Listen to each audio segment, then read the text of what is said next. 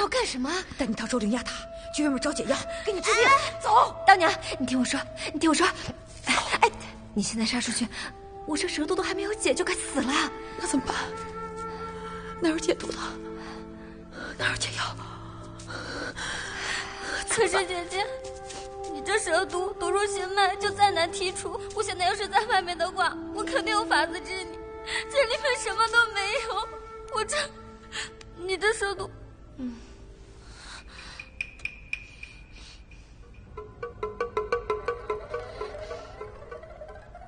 怎么办？哎呀，没事儿，那就顺其自然呗。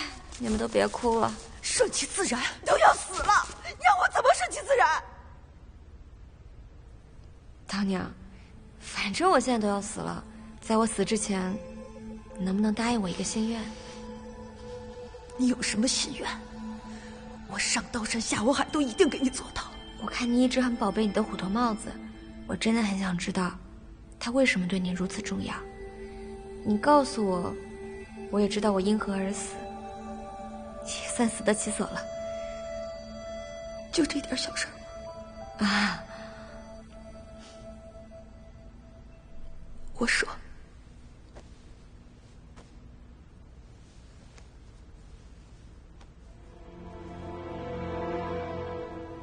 这个帽子呀，是我亲手给我孩子缝的。她叫豆豆，是个女孩。她特别的聪明，特别的懂事，特别的可爱。以前我是一个换洗娘，靠给别人换洗衣服过活。我们这些做劳力的女子本就受人轻贱。那时来我店里的男子都把我看作可以随时穿的衣服，随便轻薄。放手！调笑说吧。常年如此，我也习惯了。回来了。后来有个镇上的衙役带着几锭银子来我家提亲。我天年见他出手阔绰，便答应了这门亲事。刚开始他对我也很好，我还天真的以为我择了良妇。谁知道呢？都是狗屁的。他一见我生的是个女孩，便大失所望，抱都没抱一下就跑出去寻欢作乐。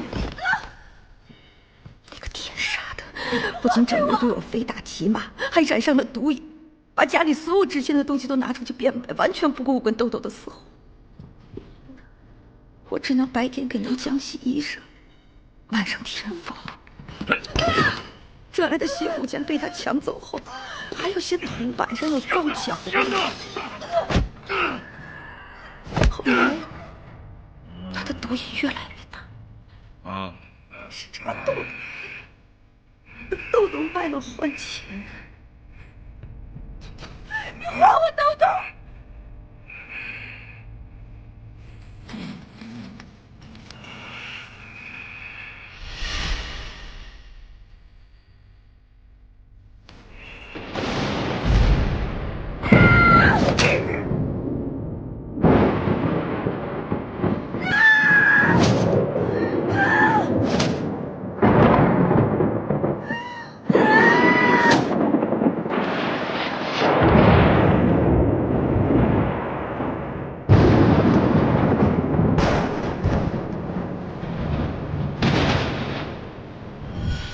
所以你才如此厌恶赌博之事。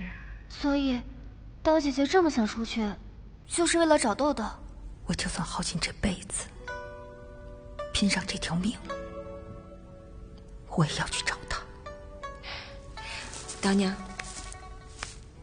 我相信你一定会找到他的。谢谢你，南言之。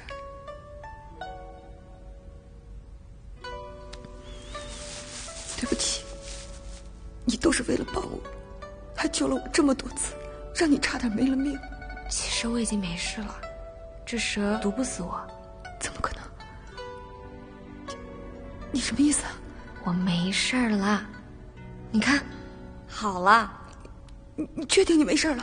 你确定你不会死？不信你问阿蛮。是真的，姐姐的伤口已经在愈合了，现在已经并无大碍了。你骗我！你吓死我了！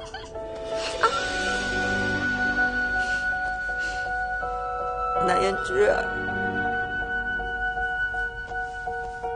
谢谢你。好了，好了。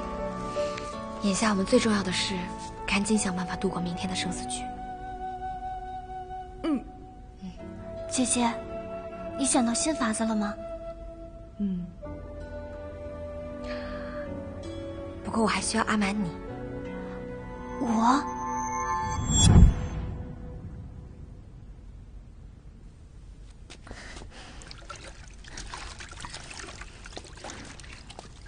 我们那边茅草不多了，我想向你这边取点茅草。哦，行，谢谢。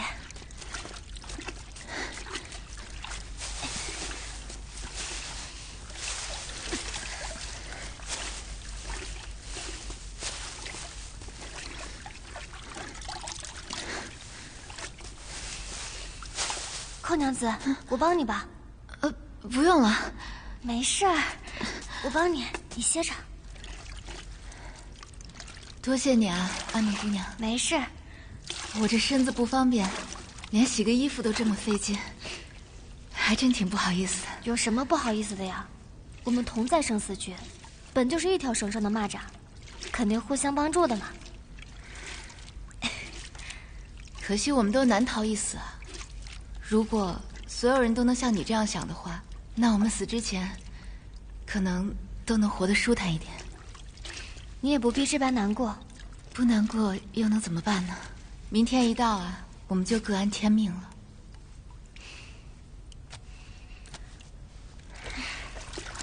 寇娘子，实不相瞒，这生死局有必赢的法子。当真？其实是这样的。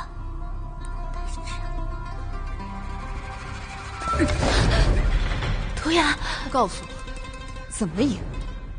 我怎么会知道？我刚都听见了，你跟江蛮他们说有什么必赢的法子？那你应该问他才对。每次杀人，他们都对我颇有微词。你觉得他们会告诉我真话？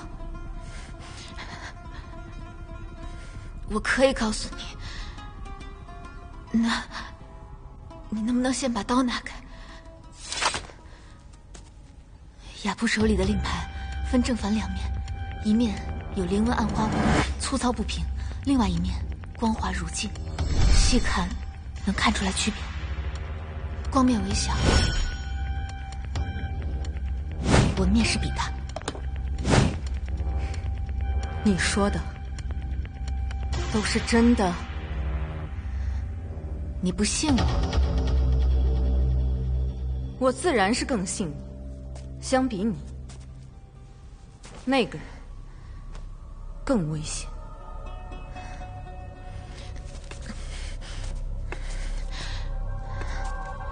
你是说，那个江蛮？你们不知道他的过去，但我见过他的残忍。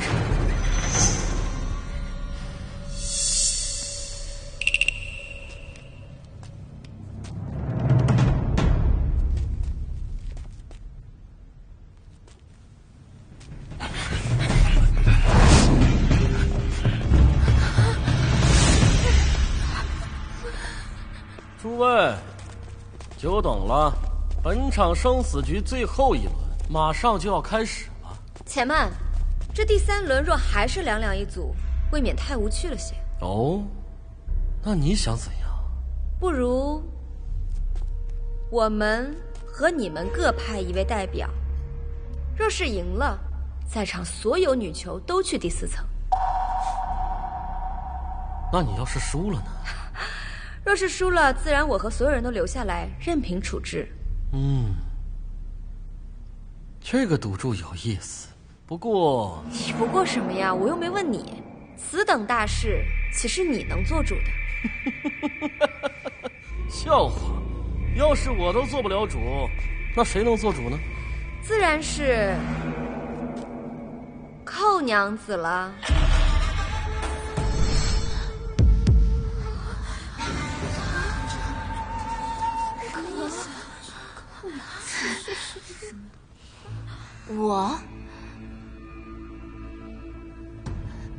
我区一个弱女子，若没了这拐杖，我怕不是连第3层都走不出去。如何问我呢？你出不去，是因为你根本就不需要出去。我说的对吗？雀蛇大人。南姑娘，切莫取笑于我。寇娘子不必谦让，你身为雀蛇，却甘愿委身其中，真是胆识过人呢。南姑娘，你此话怎讲？首先，你手上拄拐处无茧，说明你的伤并不是旧伤。拖着一条残腿又不会武功的你，是如何从底层的生死局一步一步爬到第3层的？他们是看我拖着残躯，可怜我罢了。其次，他的手上并没有引路戒。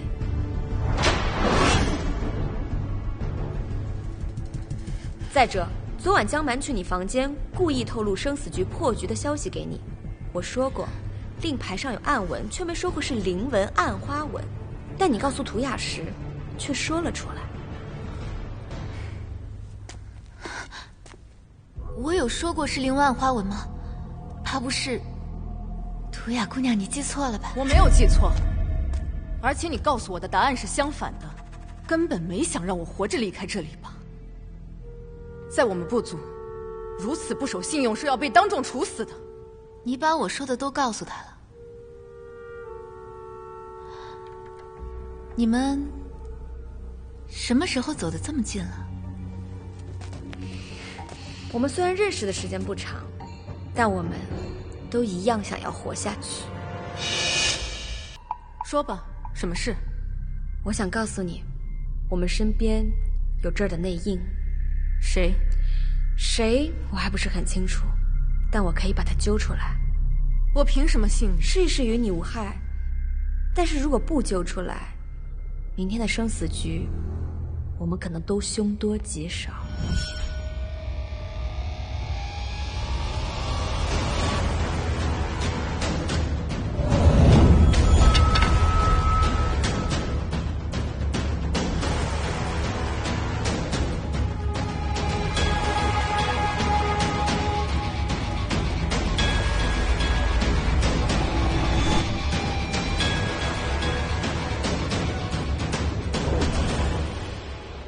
南姑娘甚是聪慧。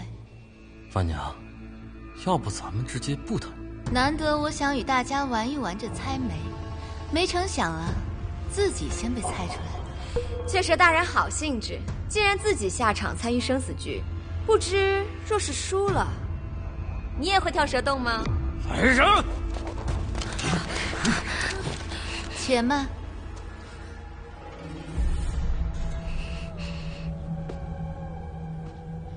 方才你说的第3局，你要赌上在场所有女囚的性命，你可知这赌注挺大的？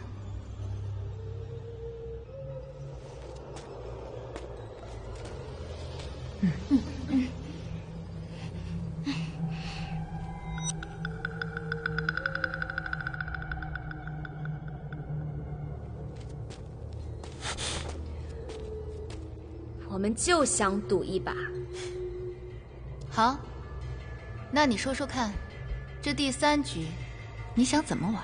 我们每人一个骰子，落定后盲猜对方点数，猜中者为赢，一局定胜负，如何？好，就依你。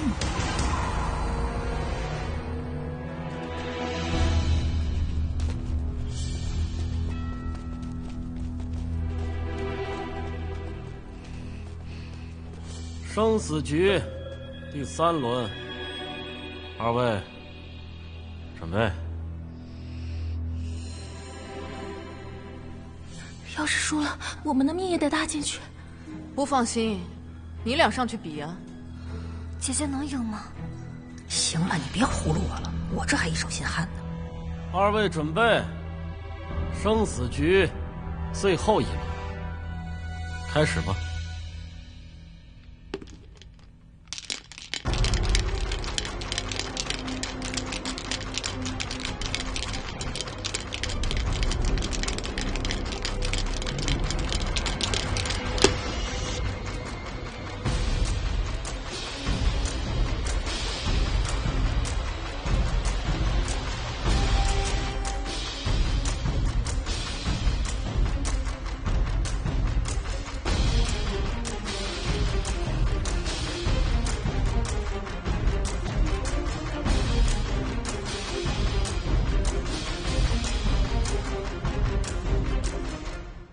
如果计划最后能够顺利进行，我希望你可以用听音变头帮我。我为什么要帮你？你也想离开这里不是吗？单凭个人，我想我们都很难赢过雀舍，只有一起合作，才有赢的机会。我们不是朋友，你为什么要相信我？这次之后就是了。我相信我们一定能够离开这里。听出骰子点数后，我会以眨眼次数告诉你点数。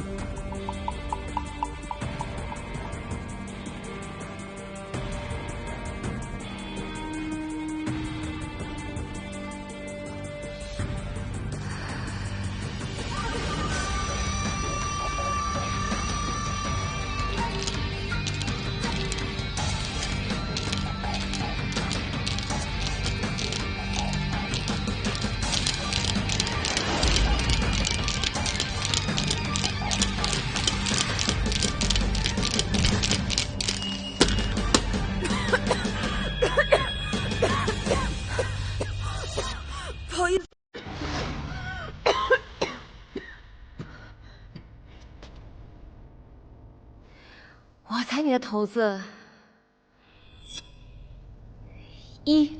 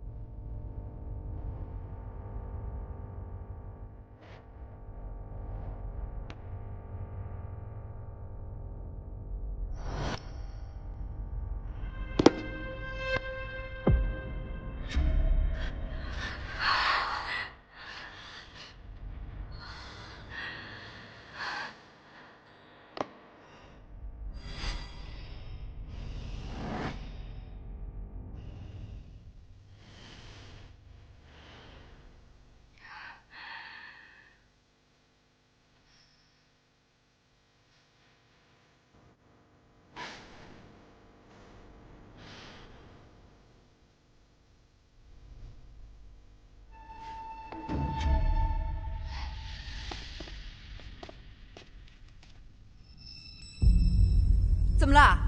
你也跟亚普一样不会说话了？人家都已经主动弃权了，你怎么还不公布结果？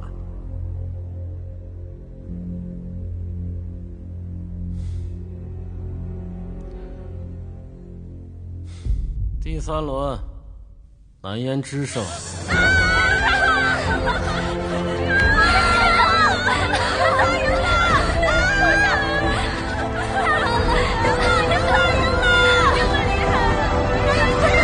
阿夏，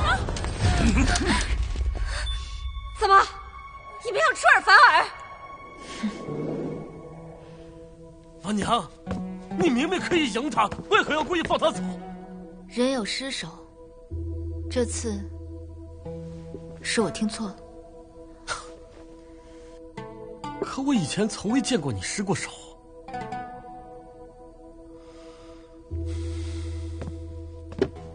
难不成此事又与那庄无咎有关？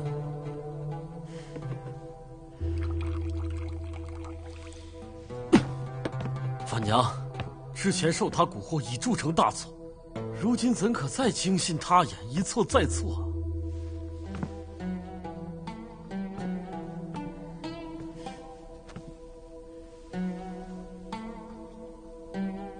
切莫坏了这生死局的规矩。可是你有没有想过？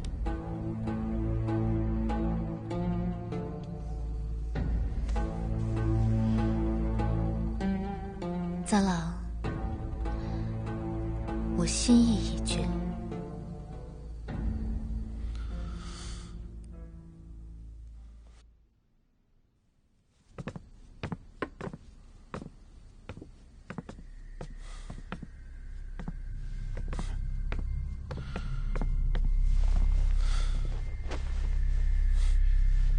没想到堂堂雀蛇大人，竟然会言而无信。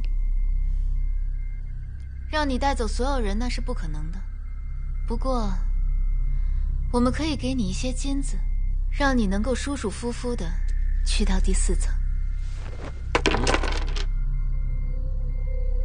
我必须带他们离开。你别不知好歹！三郎，你先出去，我单独和他讲。马娘，我叫你出去。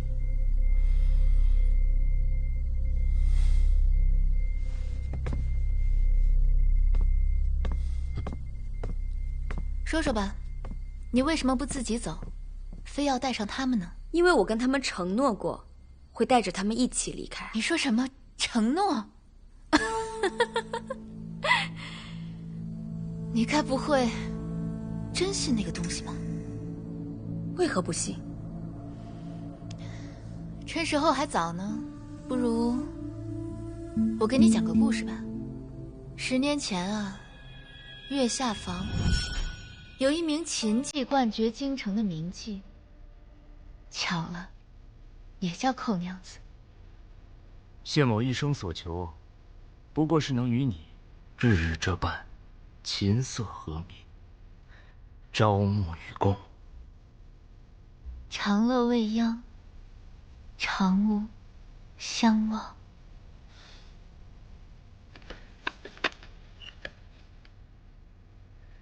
有佳人如此，此生定不相负。得君此言，妾身万幸。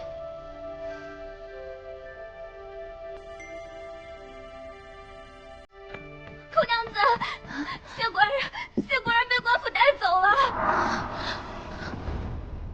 发生了什么事啊？听说是参与了徐王爷的谋逆之事。徐王爷是牵扯甚广，得把他救出来才是。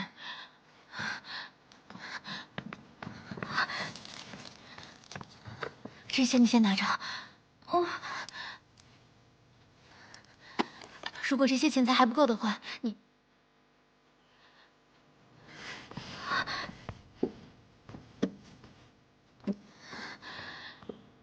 你就把这把琵琶当了吧。寇娘子，这把紫檀琵琶是您最宝贝的东西，没了它您用什么呢？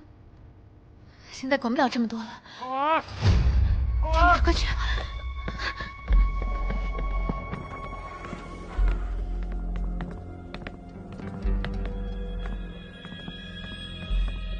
奉命捉拿叛党同伙寇完。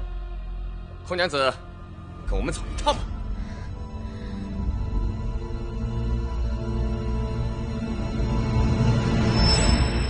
寇娘子，我劝你还是早日在谢群的供罪书上签字画押。谢公子谦虚有礼，品德端正，是绝不可能做这些伤天害理的事情的。哼，还真是情比金坚呢。来人，给我打！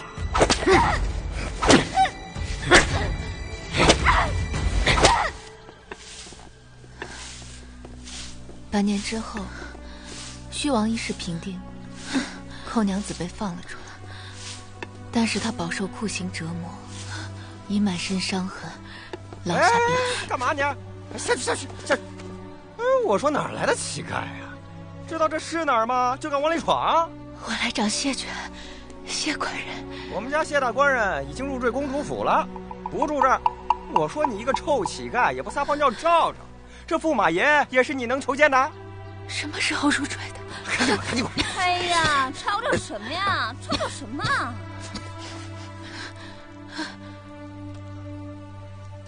簪子，这是我的簪子，这是我们家主子赏的，关你什么事儿啊？如月，你是如月，我是寇娘子。我不是什么如月啊！你别认错人，我是寇娘子。走，快点！走！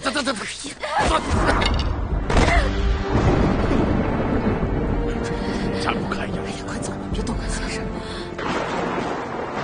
谢权为了从续王一事中脱身，最终选择入赘公主府，而寇娘子那些积蓄也被自己的丫鬟骗了去。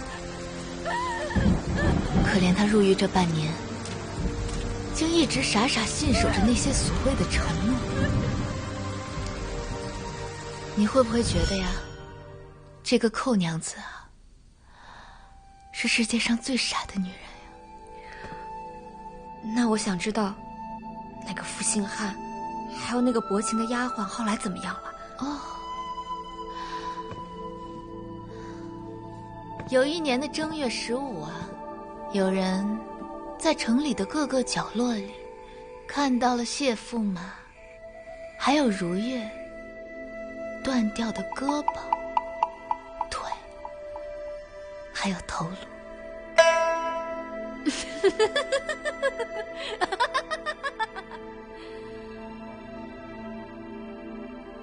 听完我的故事啊，你还相信承诺吗？甘言无忠良，世薄多苏秦。时候不早了，我劝你啊，拿着这些金子，我会派人把你平安的送到第4层。你的故事说完了，我这里也有一个故事。这枚戒指，你还记得吗？这是灵牙塔的引路戒，你从何得来此物？10年前，灵牙塔派出杀手将我爹杀害，我娘也身中奇毒，昏迷至今。而这枚戒指，就是当时凶手的遗留之物。一路闯荡，得知凶手乃是雀蛇太阴，而他就在这第3层。你是说，我是你的杀父仇人？不错，本来我应该现在就亲手杀了你，为他们报仇。但我的师父再三叮嘱，叫我不要鲁莽行事。因此有些事情，我决定向你当面问清楚。你师父庄无咎，他还和你说什么了？你是不是在怀疑第3层的雀蛇就是谋害你父母的凶手？那个头上戴花的男的如此心狠手辣，他怎么可能不是雀蛇的黑鹰？是，也不是。这是什么意思？我带你去个地方。簪花男并非雀蛇。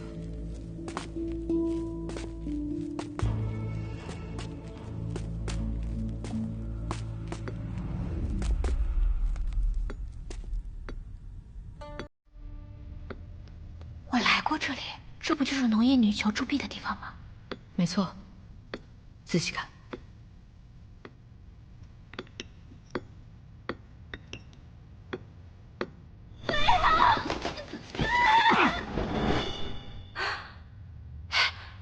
那个不是猜谜的女囚，她还活着。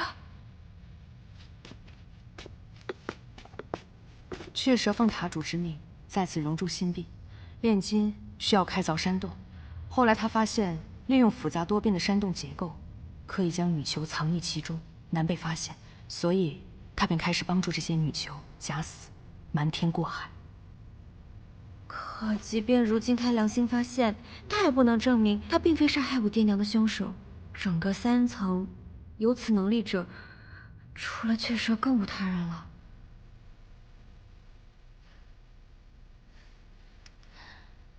他连这些都跟你说了呀？我知道，你是救了很多人，但若是面对仇人，我也绝不会心慈手软。你想要的答案，我现在就可以告诉你。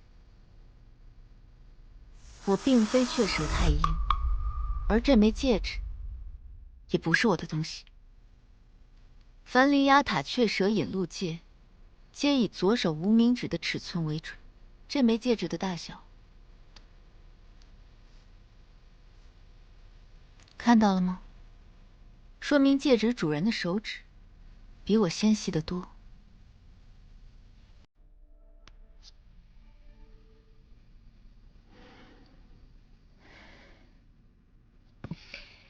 适才对我冒犯，还请寇娘子见谅。三郎，把剑放下。婉娘，若他是寻常人等也就算了，可他是庄务救的人，我不可能放他离开。三郎，你把他放了，难道你连我的话都不听了吗？之前你瞒着塔主，在铸币中掺入洒假，私自将余下黄金交由庄无咎转运出去，已是死罪。若不是他三番五次蛊惑于你，你又怎会做出如此大逆不道之事？听我的，咱们将此人抓住，上报塔主，说不定能换个将功折罪。三郎，三郎不要！寇婉，灵牙塔一向手段暴力残忍，你我在此多年，怎可不知？就算你抓了他跑，我还是难逃一死的。而放掉女囚，是我真心想做的救赎之举，跟庄无咎没有关系的。我就算死，我也不可能做一个背信弃义的人。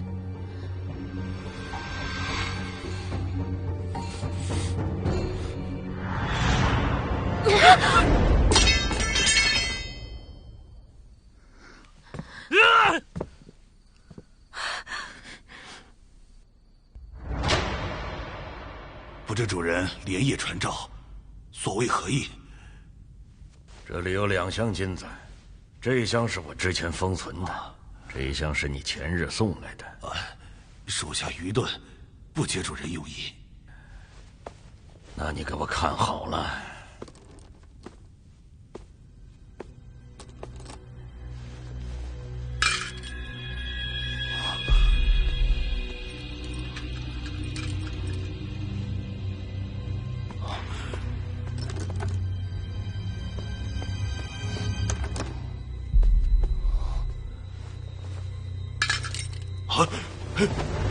属下监管不力，罪该万死。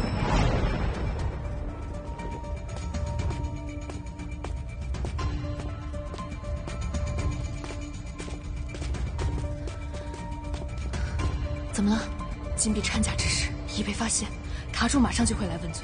后面的事情我已经安排好了，你快随我离开。我不能走，我如果走了的话，塔主会把所有的事情全怪罪在三郎身上，而且我们那些费心藏匿起来的女囚也难逃一死。我必竭力周旋，护大家周全，可你若不走，便只有死路。庄无咎，对不住了，这针会让你晕睡片刻。庄无咎，此番我断不可能全然而退，只有我死了，才能保全你们。你我还有未尽之事，你不可。庄无咎，答应我，那些我们藏匿起来的金币，你一定要守好。还有，如果有朝一日，那些女囚能活着走出灵牙塔，他们就拜托你了。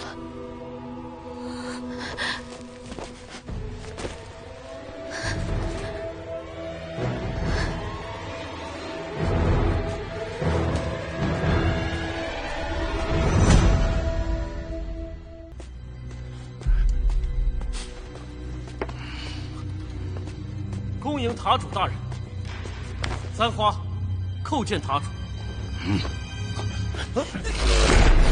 塔主，你这是为何？你还有脸问我？我让你替我看住寇婉，没想到你反受他的蛊惑，居然与他一起连接手来骗我。若不是我发现金币掺假，你还准备骗我到何时？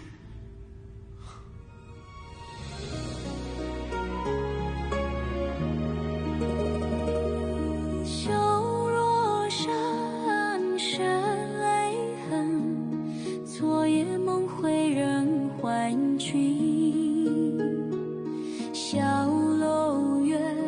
人偕老，红豆生是你不为。风吹发丝乱飘舞，空山暮雪暗如土。此情此景难忘却，一生一梦共长愁。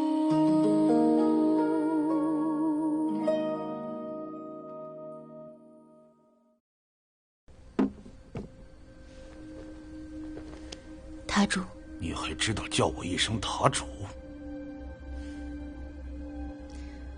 多年前，多亏塔主帮我杀了谢全和如月，否则我早已曝尸街头。此等恩情，寇婉难以为报。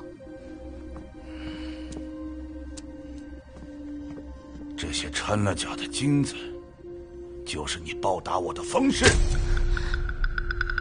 寇婉绝无违逆之行，只是见不得这些权贵以人命为乐，以生灵谋利，不得已才出此下策。告诉我，余下的金子在什么地方？念在往日的情分，我让你死个痛快。寇婉深知难逃一死，任凭塔主处置。你还是不准备说？把人给我带进来！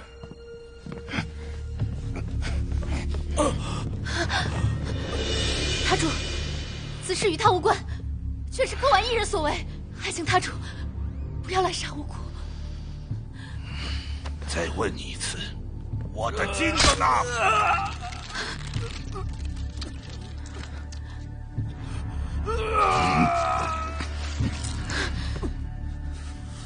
寇婉不知。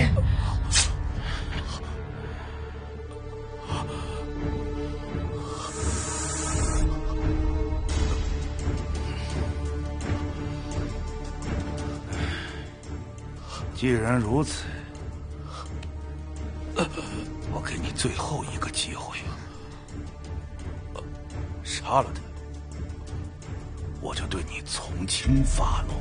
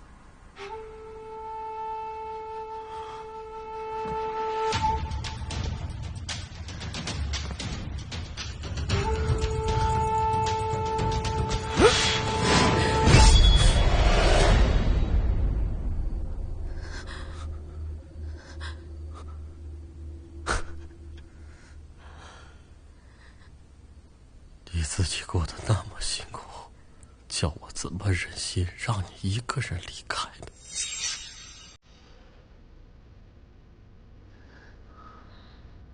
咋了？我记得你之前说过，若背信弃义，苟且偷生，那与那些阿杂败类有何分别？是不是？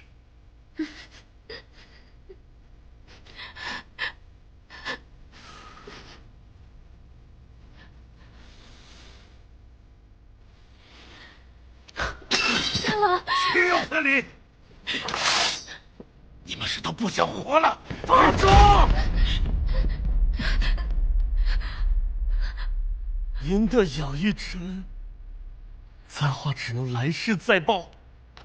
你们要干什么？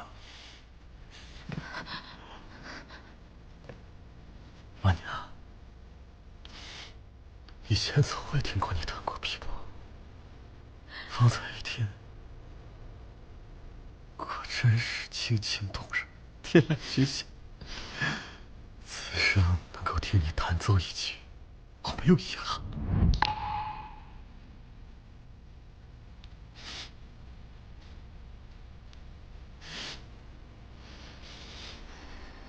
你怎么这么傻呢，咱？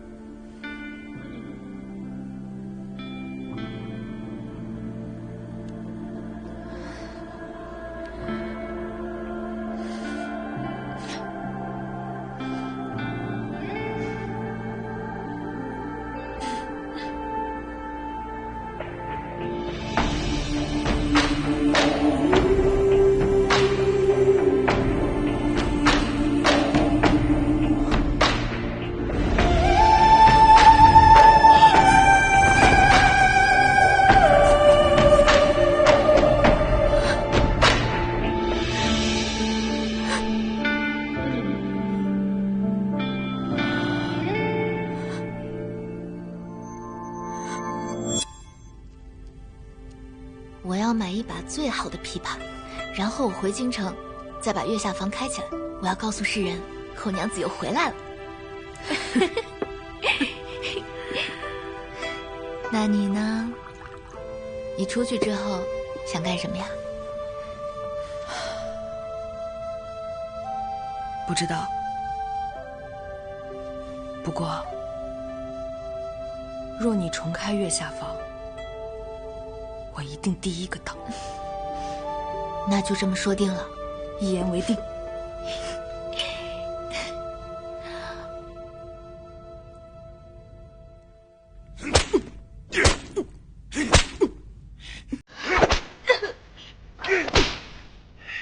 寇婉之事，你到底知不知情？是不是你联手他一起来骗我？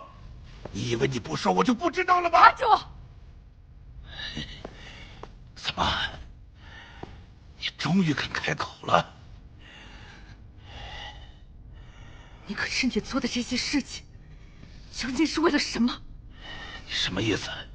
灵牙塔的那些权贵，无论他们想要什么乐子，我们都尽力满足。可他们仍旧只把我们当成看门狗，有用时摸摸头，无用时啐两口。你居然说出如此大逆不道之话，你可是该当何罪？无论多么愚蠢暴虐，贵人永远都是贵人，因为他们生而为贵。即使变成痴傻的废物，你仍旧可以踩在我们的头上。而我们，就算做得再好，在他们眼里，也永远不会把我们当人。够了！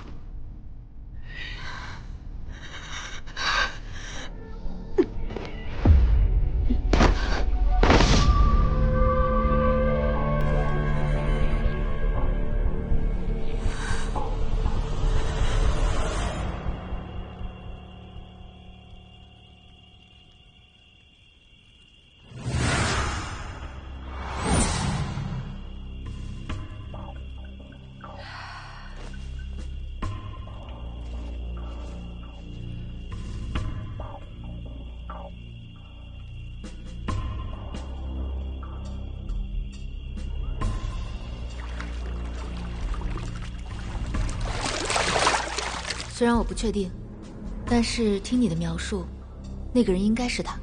你知道雀蛇太阴是谁？我没有见过他本人长什么样子，但之前塔主是想把他调到我这一层，但后来不知为何改变了主意。也就是说，他在更上一层。终于到第4层了，也不知道师傅现在怎么样了。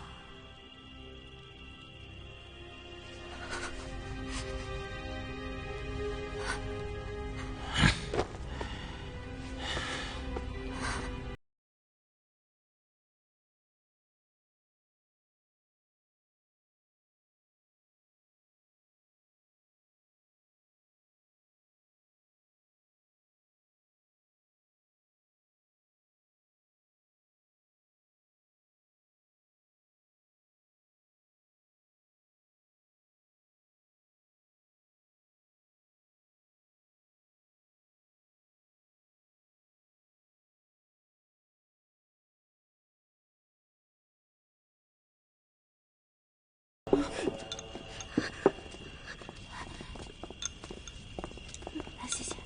没想到寇娘子竟然……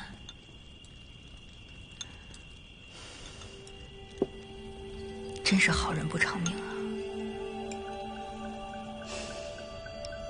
我和师父同样杀过那么多人，那我俩到底算不算是好人呢？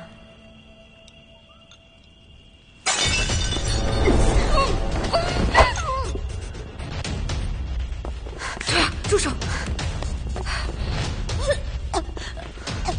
江满，阿曼，你疯了，杜雅！